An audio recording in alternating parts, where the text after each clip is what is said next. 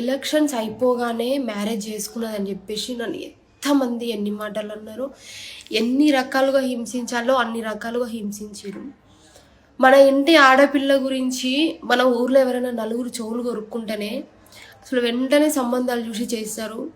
అలాంటిది ఎలక్షన్స్ టైంలో అసలు ముక్కు ముఖం తెలియనోడు కూడా నా ఫ్రెండు అని డబ్బా కొట్టుకుని నన్ను ఎంత బ్లేమ్ చేసిరో మీరు అందరు చూసిరు.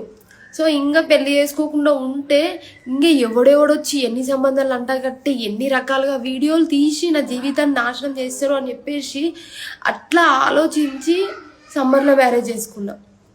కానీ ఈ రోజు వరకు కూడా ఇది కూడా అర్థం చేసుకోకుండా నన్ను ఎన్ని మాటలు మాట్లాడిరో. ఒకప్పుడు నేను మస్తు మంచిదాన్ని, కానీ ఇప్పుడు చాలా చెడ్డదాన్ని. పెళ్లి చేసుకోవడం ఇంట్రెస్ట్ లేకపోయినా ఒక 1 year ఆగుదాం అనుకున్నాం మేము. మా ఫ్యామిలీలో అటు చెప్పుకున్నా ఇటు చెప్పుకున్నా, 2 sides ఒక 1 year ఆగి చేసుకుందాం అనుకున్నా. కానీ ఇంకా ఎన్ని రకాలుగా నన్ను బ్లేమ్ చేస్తారో అని భయపడి పెళ్లి చేసుకున్నా.